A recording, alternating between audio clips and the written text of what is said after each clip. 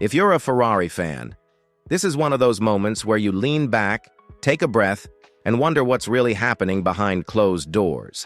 Because the rumors coming out right now are not small. There's a growing feeling in the paddock that Ferrari may be heading into this season without a single unified direction, and instead, they're trying to satisfy two very different visions at the same time. According to comments circulating from inside the sport, Lewis Hamilton and Charles Leclerc are asking for completely different things from the car, and Ferrari may actually be developing along two paths to keep both drivers happy. On paper, that sounds diplomatic. In reality, it can quickly turn into chaos. Hamilton has always favored a car with a stable rear end, something predictable under braking, something that gives him confidence when pushing deep into corners.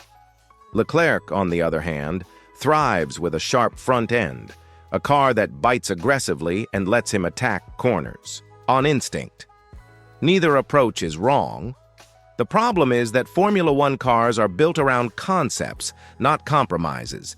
When you start splitting development time, resources, and engineering focus, you risk ending up with a car that isn't truly perfect for anyone.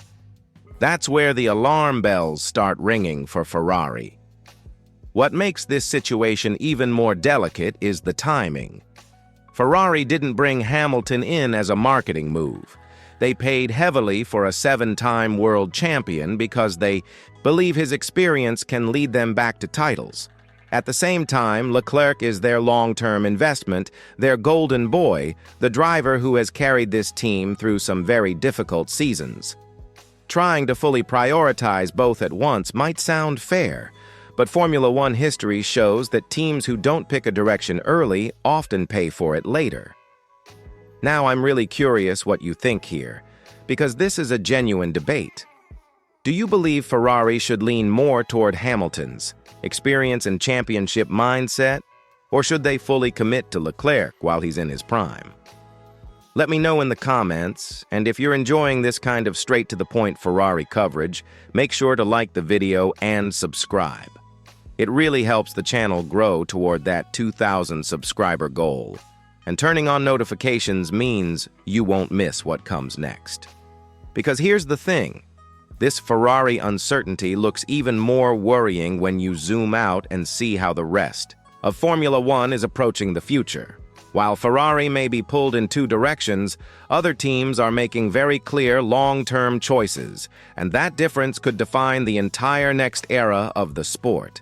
When you zoom out from Ferrari's internal debate and look at the wider picture, you start to understand why timing and clarity matter more now than ever. Formula One isn't just changing cars, it's changing its identity, from the tracks we race on to the way teams approach long-term development. That's why conversations around places like Imola suddenly feel connected to what's happening inside Ferrari. Imola represents the old soul of the sport, a classic circuit that demands commitment and rewards purity, but it also struggles in the modern era with cars that are simply too big to race properly. The fact that it may disappear or temporarily return only if newer venues aren't ready tells you everything about where F1 is headed. This shift matters because regulation cycles punish hesitation. The upcoming generation of cars looks cleaner, more purposeful, and closer to what many fans feel Formula One should look like. They're still large, yes, but the design philosophy is evolving again, and early decisions will shape who thrives and who struggles for years. Teams that lock in a concept early can extract more performance over time. Teams that hesitate often find themselves chasing upgrades instead of leading development. That's where Ferrari's situation becomes uncomfortable, because a split mindset at the start of a regulation cycle rarely ends well. You can already see how ruthless this era is becoming. Tracks are investing millions to stay relevant. Teams are committing to infrastructure, simulators, and wind tunnel accuracy because small errors now echo for seasons. Ferrari trying to keep two philosophies alive at once may sound flexible, but flexibility in Formula One can sometimes mean dilution. And dilution is dangerous when rivals are choosing one path and pushing it as far as possible. Let me throw this question your way, because it says a lot about how you view the future of the sport. Do you prefer Formula One leaning into its traditional circuits and heritage? Or do you think modern venues and aggressive change are necessary for F1 to survive? Drop your answer in the comments, and while you're there, make sure you're subscribed if you want continuous updates on how these big-picture changes connect back to teams like Ferrari. Hitting the like button really helps this video reach more fans who love talking F1 at this level. The reason this matters so much is because some teams are deliberately accepting short-term pain to secure long-term power. And that brings us to one of the most fascinating projects on the grid right now, a team that's willing to start behind if it means owning the future. This is where Aston Martin enters the conversation, and honestly, their situation might be the clearest contrast to what Ferrari is dealing with right now. Aston aren't hiding the fact that they may start the season on the back foot. There's talk of weight issues, delayed sophistication, and a car that won't show its true potential until later. On the surface, that sounds worrying, especially if you're a Fernando Alonso fan hoping for one last title charge. But when you look closer, it starts to feel less like confusion and more like a calculated gamble. A lot of this revolves around Adrian Newey and the suspension philosophy for Aston's new car. Suspension sounds boring until you realize it defines how a car develops over multiple seasons.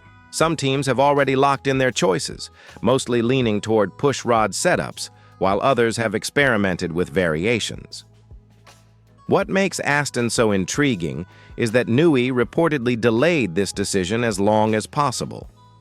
That could mean they were dealing with wind tunnel and simulator calibration issues, or it could mean he was being extremely deliberate, waiting until he was absolutely confident in the concept with the highest development ceiling. If you're wondering why that matters, think back to Red Bull in 2022. They didn't start the season with the lightest or most dominant car, but their concept had room to grow. Over time, it became the one everyone tried to copy. That's the kind of long-term thinking Aston appears to be chasing. Yes, it likely means they'll be behind early. Yes, it probably means Alonso won't be fighting for a championship this season. But if the payoff is a car that becomes the benchmark over the next few years, that trade might be worth it. Still, that creates a real emotional dilemma. Alonso isn't getting younger, and there's a growing feeling that this could be his final chapter in Formula One. If Aston's big upgrade only truly unlocks performance later, does that align with his timeline? Or is Newey building something bigger than one driver, even one as legendary as Alonso? I'd love to hear your take on this. Would you accept a slow start if it meant dominating in future seasons? Or do you think teams owe it to their drivers to fight immediately? Let me know in the comments, and if you're enjoying this deeper look into how teams think long-term, make sure you're subscribed and have notifications on. It's a huge help as we push toward that 2,000 subscriber milestone. Because while Aston is betting on the future, the power unit battle is already shaping how everyone else feels about 2026, and that conversation is starting to make Ferrari fans very uncomfortable. Once you start listening to what people around the paddock are saying, it becomes clear why Ferrari fans are feeling uneasy, because the power unit conversation is drifting in a direction they probably don't want to hear. More and more voices inside Formula One are quietly pointing toward Mercedes as the team to beat in the next era. What's interesting isn't just the praise itself, but where it's coming from. Rival engineers, team principals, and even teams running Ferrari Power are openly suggesting that Mercedes has a clearer plan and a stronger foundation. Red Bull, of course, has tried to downplay that narrative, with comments implying that Mercedes might be talking itself up to attract talent. The famous line about the empty can making the most noise wasn't subtle at all. But when multiple teams independently start giving Mercedes credit, it stops sounding like hype and starts sounding like respect. Haas, who run Ferrari engines, have openly said they expect Mercedes to remain the benchmark. That's not exactly what you want to hear if you're Ferrari, especially when you're trying to project confidence internally. At the same time, Ferrari's power unit story isn't entirely negative. Cadillac's first on-track experience with the Ferrari engine has been described as encouraging. The engine ran, it delivered clean data, and there were no major reliability scares. That alone matters, because reliability issues at this stage can haunt a team for years. Cadillac's leadership has been careful not to overpromise, but they've made it clear that the early signs are positive. Of course, these early runs are limited, and no one is showing their real performance yet, so any conclusions come with a big asterisk. This is where the mixed messaging becomes confusing. On one side, Ferrari-powered teams are saying the engine works and looks solid. On the other, the broader paddock is treating Mercedes as the safe bet for outright performance. That contrast feeds directly into the uncertainty around Ferrari's wider project. If you're already unsure about chassis direction and driver preferences, being second best on power only amplifies the problem. So let me ask you this, because it cuts right to the heart of it. Do you believe Mercedes will truly dominate again in the next era? Or do you think Ferrari is being underestimated right now? A simple yes or no tells a big story. So drop your vote in the comments. And if you want to stay on top of every twist in this 2026 build-up, make sure you're subscribed and have liked the video. It helps the channel grow and keeps these deep dives coming.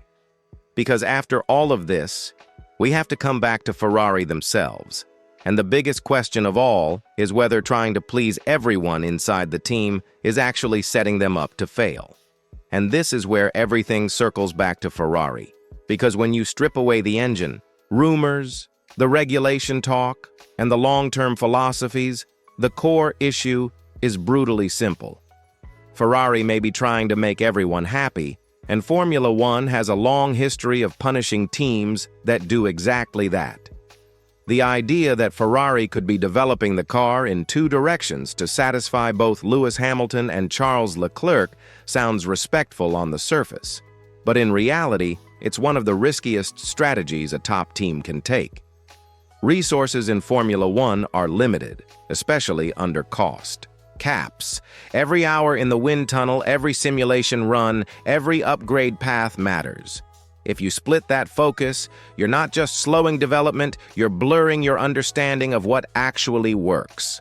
One philosophy will almost always have a higher ceiling, and the danger is that Ferrari doesn't fully commit to it early enough.